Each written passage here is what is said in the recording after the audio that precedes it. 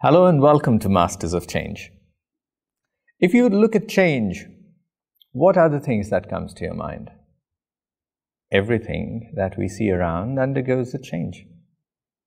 The water that we see today, who would believe that it once came from the ocean? That the water at the ocean was heated with the sunlight, then formed the water vapors. They changed into clouds, and clouds rained, and then the rain flowed through the earth. Some seeped in underground, and today we might be using it in our glasses, wherever we want to drink it. But when we look at change happening in our own lives, we might not see everything is connected. We might question certain things. We might often say, why is this happening to me? But there are people who have accepted change in their lives. They've not just questioned it, they've actually mastered the art of change. Today, they can bring about a change in their lives the way that they want. They are the people who have chosen positivity. They have changed for better. We have one such story today, and as a storyteller, we have Brother John joining us from South Africa. John, welcome to the show. Thank you so much, Sri. So happy to be here. Same here. John, just to begin with, we would like to know a little bit about yourself, who you are, where do you come from, what kind of family you've had, just that stuff. Okay, so I'm John Dirito. Yeah. I was born in central Kenya in 1964, and I grew up the first 20 years in the rural Kenya. You know, my primary school, secondary school, high school as well. Yeah. My father was a headmaster when I started, and he was a civil servant, thereafter. And it was quite a good family, Christian family. The place I grew up was a Christian missionary place. You know, the missionaries came, they set up schools, hospital, and church and all of that. So very Christian place. So I actually grew up in that background, in Christianity. And high school as well. After that, I went to Nairobi. I studied at university. 1987, I completed a degree in civil engineering. And I have been working in that field of civil engineering, mainly in research and teaching. So I currently work in South Africa. So I'm a professor in one of the universities in South Africa. And I also, of course, meditate. So I'm based in a meditation center. I coordinate one of the centers in South Africa. Wonderful. And what more do I want to say? I've been into a few places in Kenya. The first few years, no, the first many years up to 1994. 1994 to 98, I was in Australia. I was actually studying for a PhD. After that, in 1998, I went to South Africa. And in South Africa itself, I had been to a few places, in a few cities. But the last 20 years, more or less, settled in Johannesburg. Yeah. Very nice. Yes. You have had experiences of different geographies, of born in Kenya, studying and living there, then also studying in Australia, now living in South Africa. Naturally, people with varied cultural and geographical experiences have a sharper edge. They pick up different things from different understandings. They have a better response to the variety that is there in the world. As a child, coming from central Kenya, what kind of life did you experience? You said that your father was a headmaster, and it was a missionary school set up where he was the headmaster, but you also had an opportunity to experience that kind of backgrounds. But in general, when you look at surroundings of life, of friends, of school, of cultural values and belief systems, what kind of influences did you have? Okay, I was quite a quiet person, and I was not like, I was not so outgoing. I was this quiet guy who just, I just do my own things. And the influence of Christianity was not so deep. And I had some, some questions about some of the fundamentals that were being taught in Christianity. I didn't reject it, but I was not very keen to work with them. And I was generally a quiet person, and someone who accepts more or less, you know, everything and everyone. So if I'm in Kenya, I'm at home, or I'm in Nairobi in the city, or I'm in Australia, it used to be quite easy for me to like just move along and adapt to everything. And I generally accepted people there. You know, it was easy for me to connect with individuals. And I think that's what I would say for now, you know, regarding that. But of course, there are differences in different parts of the world, you know. If you go to Africa and the culture in Africa, how people connect with each other, things are so organic. People are like, you know, quite open with each other. It's like the spirits are so much alive. When you go to some other places, it's more about, you know, action. Do this, do that. And that connection you find you have to do a bit more to to create it. But once you create it, it's actually there. You see it, and you connect on that level. But all, I mean, that variety is there as well, you know, in different places. Coming to the moving on in life. Many people at a point of youthhood would explore many things in life. That is when many people also feel that now we have the energy to discover things, to try things out. But we also know that spiritual quest and people who have embarked on a spiritual journey or a spiritual search has also happened quite young for many people. How was your story of searching for spirituality? Was there a search for finding something greater? Were you looking for a higher purpose, a sense of justice, a truth, a God, or whatever that many people might look for? Did you have that kind of quest or a search for something higher? Search for truth, you know. It was like something quite solid in me. And I think the time it came very much alive is when I started working, because the time before that, you know, I was occupied with either I'm studying, and the university studies were quite intense, doing engineering. But once I started working, at the end of, mid of 1987, I started working, I got a job, and life was a bit slow. And that is when, like, things were open. And I was like a seeker of truth. But in addition to that, I used to, like, you know, see the state of the world. And I used to feel, you know, there is something not okay with the world. And these are the questions that used to be in my mind a lot of the time. Not like personal issues. I had a nice job. I was like... and I was generally peaceful, not, you know, creating issues with other people. But these issues about, oh, the world is so chaotic. And I remember one time, I think 1991, the Time magazine didn't publish Person of the Year, which they usually do at the end of the year. I think that particular year, they had Planet of the Year. And in this particular Time magazine, we're just talking about all the environmental degradation, all the fights and the wars and everything. And I was feeling, okay, the world is not in a good place. And I had also read some other books. So there's one particular one, a small book.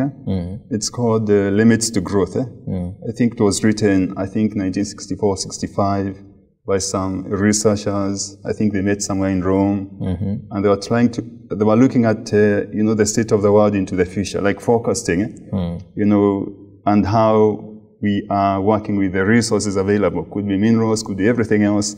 And of course, they were not painting a very good picture as well. So then these were the issues that were like disturbing me or stressing me a bit. But I was also seeking for truth, you know.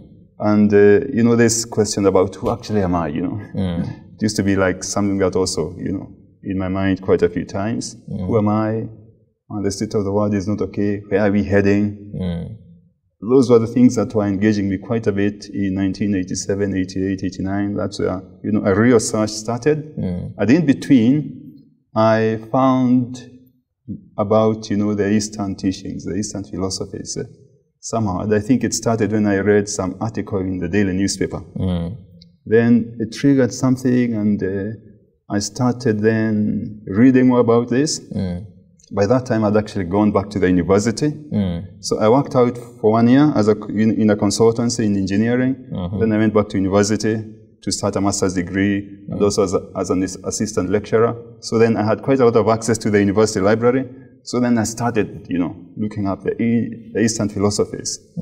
Then I also came across the theosophy, something called theosophy. And I used to engage quite a lot in all these writings. Yeah. And I used to find, a few times something about meditation, Raj Yoga, this. And I used to feel, oh, these things are so powerful, but I couldn't get something very clear to say, okay, for me to practice this, what do I need to do? What are the steps?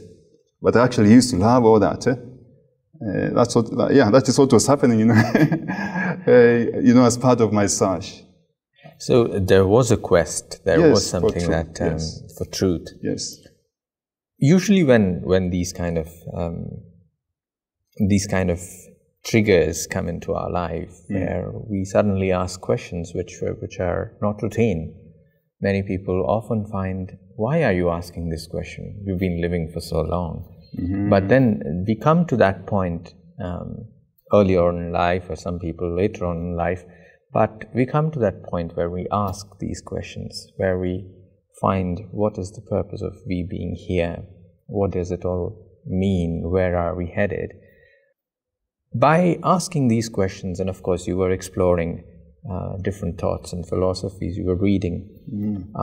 Not many people are that fortunate, because either they do not have time or either they do not have the right kind of resources, but you had both. And you were accessing both of them. Coming to the Brahma Kumaris and discovering Raja Yoga meditation, how did that happen? Was it an accident, or was it something that you were looking for and you headed there? I think it was something I was looking for. And I think it was the thing I was looking for. Because when I finally found Brahma Kumaris, I found, oh, this is home for me, All my questions were answered.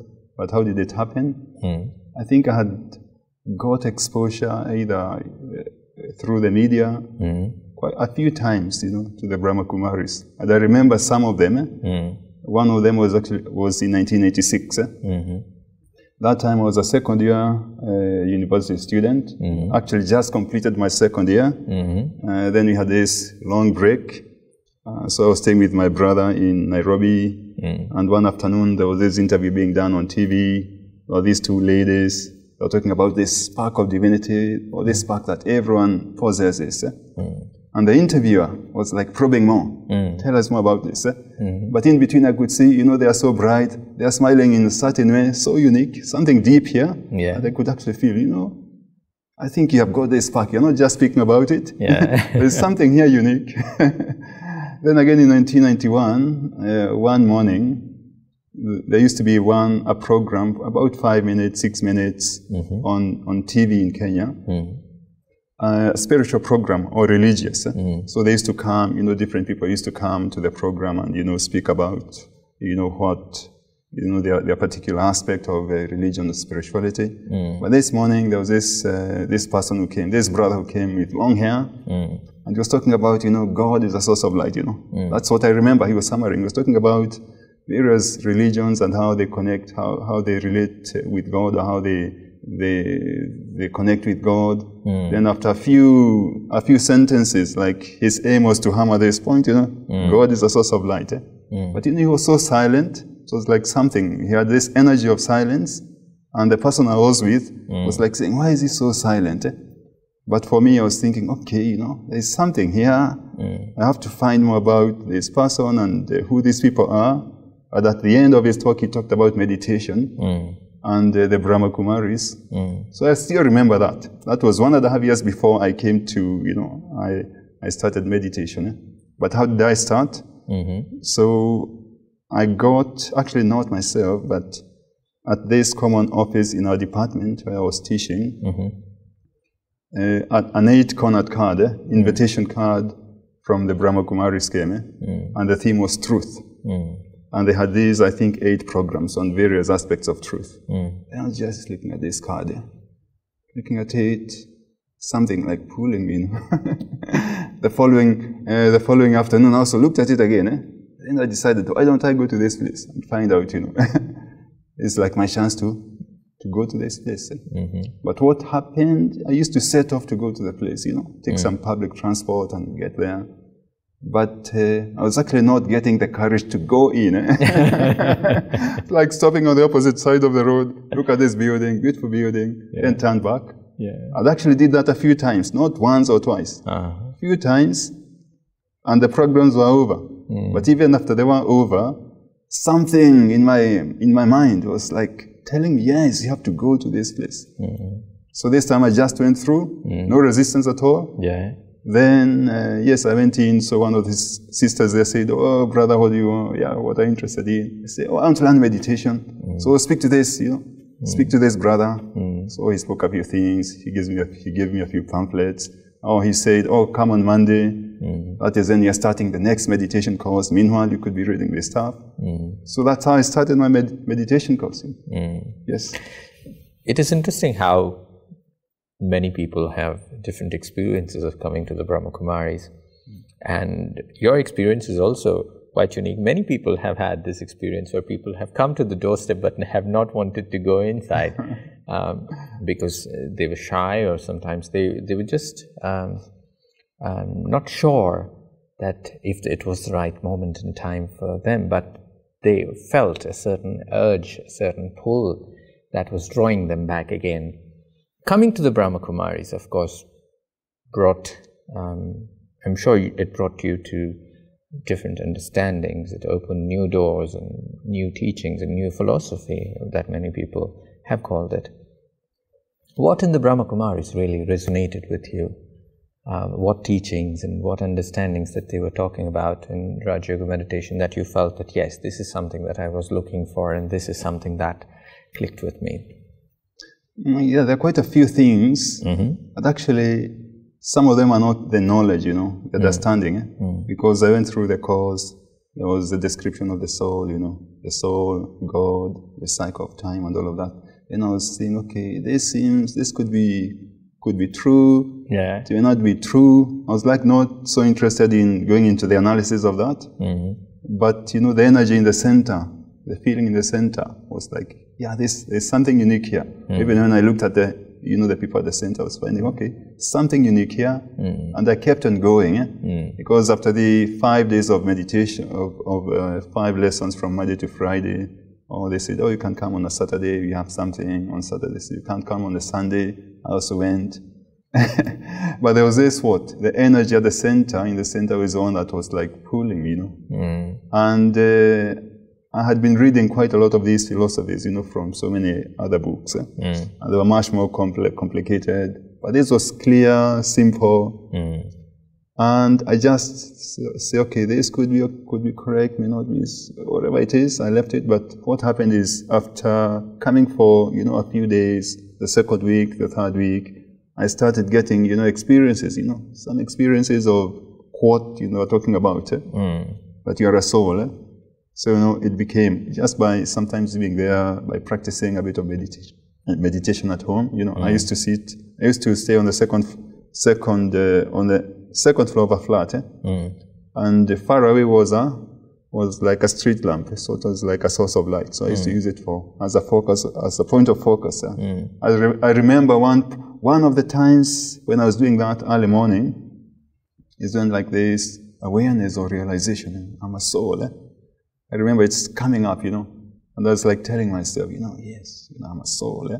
It's like clicked in, but soon there were many different experiences, like even, you know, drawing power from the source as well. I could actually feel that, you know, that energy. So the other thing that I found happened is that, you know, I used to be so shy, you know, I used to be so shy. And actually I used to feel, you know, this is something I will have to deal with at one point in time, you know. I can't just be hiding in the corner all the time. You know. But I didn't think meditation would help me. But actually what I found is that by the Friday, I started on a Monday. And by the Friday I was actually feeling a shift. That if now I want to say something, I don't find it so difficult or impossible to say what I want to say. So there were these good experiences. But within, that's a few weeks, 8, 9 weeks, it's like everything clicked in, and like truth captured, you know, truth. I realized that all of this is true, everything else, everything connected. And that is when my understanding of where are we in the world, because I used to have these questions, you know, the world is in such a state. And I used to like feel, okay, where are we headed? Then, you know, this lesson of, okay, we're in this phase where things are not so good. It's like an old person, or a person in an old body. The body has to change at one point, but a new one is coming. Or that understanding came, but more importantly also that, okay, what can I do? What is it doing? How can I contribute, you know, towards creating this better world? All that, you know, came in, all that understanding came in. You know, after those few weeks, 2 months, 3 months, and then that's how I felt, I have landed home, finally. Wow. I am home, you know. That was that feeling, John, the beauty of this conversation is about how there are things that we have discovered for our own selves, and the kind of experiences that we have had are so amazing that firsthand there are people who are getting an opportunity to peep into other person's lives, especially the spiritual journeys that people have gone on, and the kind of amazing insights and the kind of experiences they've had, giving access to those intimate moments of what we have felt and what really made us move to something deeper, something higher. It itself is so motivating and so inspiring for many people.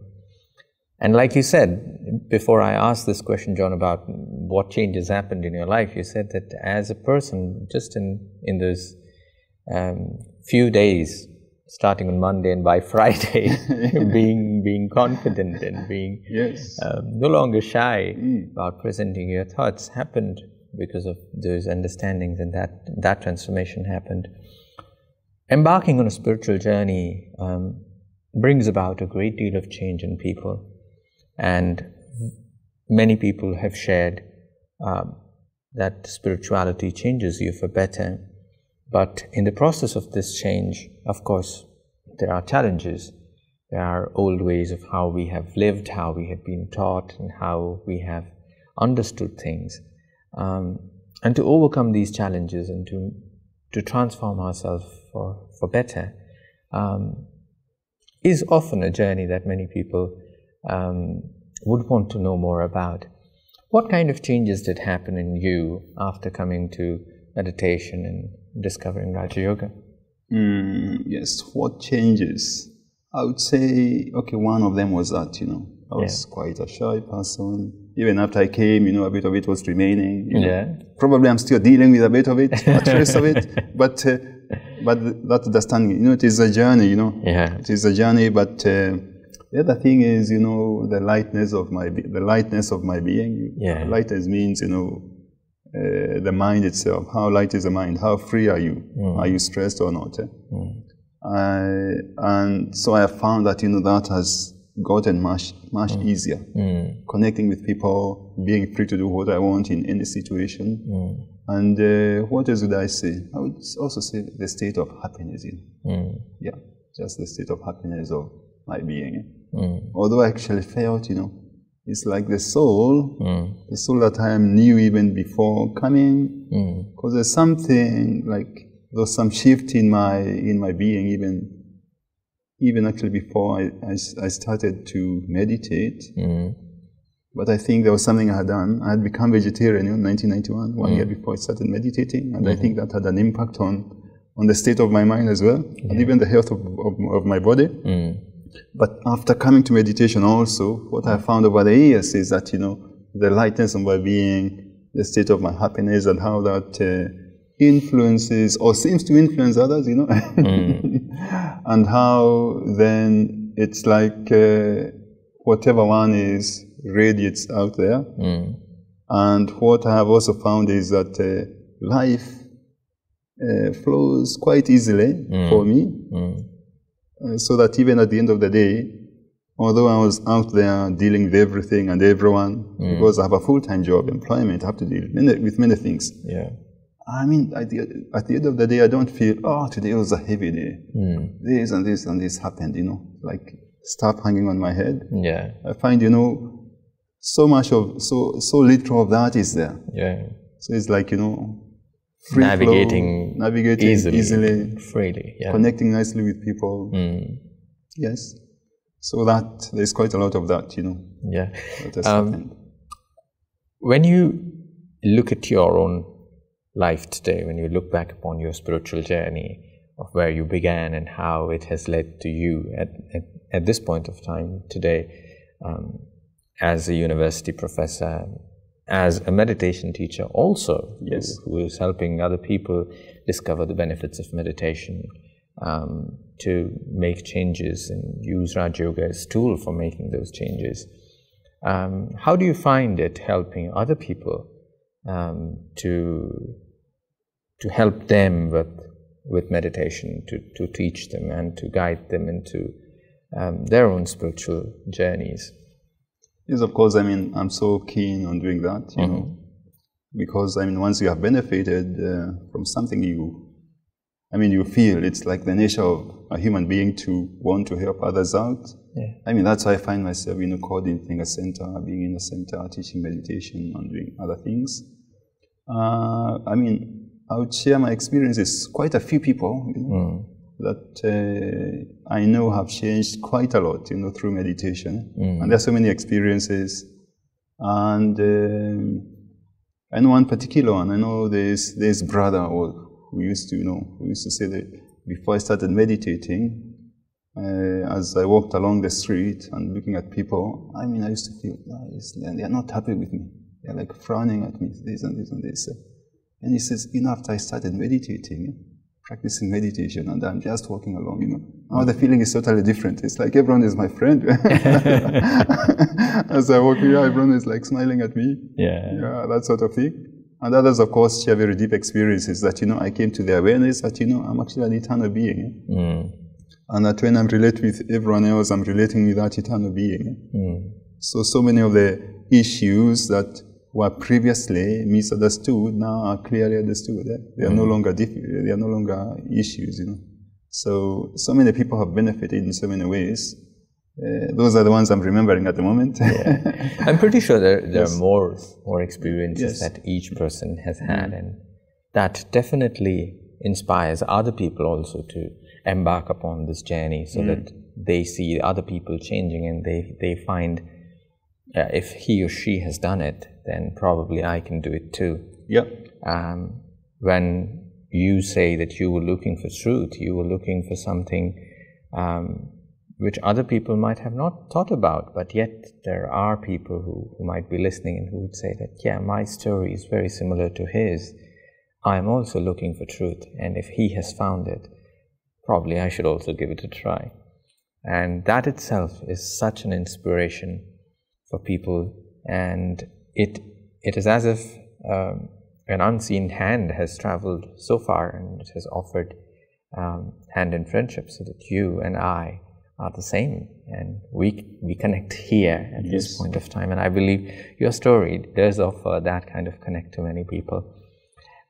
Yes, and something more, you know, regarding getting this understanding of consciousness, or we may say, or the energy of consciousness, what is the soul is and how powerful it is. I mean, there are different levels of benefit that one can think about. And I'm also in a space where I do research. And the understanding that, you know, consciousness or meditation, you may say, does not only impact on your behavior, on how you relate with people, how you relate with yourself, how peaceful, happy, content you are, but, you know, we have this understanding that consciousness also impacts on the elements of matter. Yes. And not just the health of your body, because you can say, oh, you're the soul in this body. Of course, the soul is in this body, which means if the soul is peaceful, happy, content, the body will receive that beautiful energy. Yeah. I think that general understanding is there, but actually not just that, but also what is out there. There's that understanding. I'm in the field of water engineering, so I've been experimenting on this, and I've come up with results that also show that If you give the energy of your consciousness to water, meditate on water, or even meditate on seeds, meditate on crops, it makes a difference, and it's significant, I did one particular experiment that showed that the yield of carrots was quite a well-controlled experiment. We carried it out on the roof of the civil engineering building where I work. We grew 800 carrots, and I meditated on 400 of them, and the other 400 were like the control. But this was happening in buckets, so it was easy to like meditate on one row, skip the next one, meditate on the other one. So I was actually doing that remotely. That's the other interesting thing. Yeah, you don't have to be physically present. You don't have to be physically there. Yeah. I was at the meditation center. This place is on the roof of the building. So after my early morning meditation ends at 4:45, then I was having an extra half an hour every day to meditate on these 400 carrots and skipping the other ones. So then we harvested, we compared the yield, we compared the nutrition content, and we found this, very significant differences. I've actually carried out other experiments, and it's clear. So, you see, so meditation has these other implications on how we can start healing our earth. It's much more than just, the soul itself. It's actually also the elements of the elements of matter and the earth. And even when you think about climate change, these aspects that are quite subtle, they haven't come out into the fore, but they're actually there, they are real. And so that is also a contribution that, I have made, and I'm doing much more of that, I'm focusing quite a lot on that, because I'm in a space where, I can make some contributions in that way, which is something we need to do. Wonderful to find a mix of not just spiritual experiences, but also of scientific and logical understanding coming together, where, of course, people do understand the kind of positive changes that meditation impacts in a person's own being, but also to see that having an effect on the elements of nature, of things around us, definitely is something that many people would be interested to more about. But looking at the clock, this is the time where we have to bring this conversation to a close. Thank you so much. Indeed, thank you for coming and agreeing for doing this and sharing so many intimate moments of your own personal journey and putting your heart out for us so that so many people could see and appreciate the joy that you have experienced and the transformation that you've gone through that will help them on their journeys too. As much as there is more to this conversation, I would leave it open for the future that whenever time and opportunity permits, we would listen to more stories from you. Thank you, John, for coming in again. Thank you so much, Shri. I look forward to coming again when the chance arises. Thank you. Thanks. That was this episode of Masters of Change. As much as we look at people's lives, we see that there are so many instances which might appear very simple, but those instances have triggered a greater change, sometimes altered the course of our entire lives. It is your opportunity to embark on one yourself, if only if you'd want to become a master of change. That's all on this episode. I'll see you again in the next one. Until then, take care.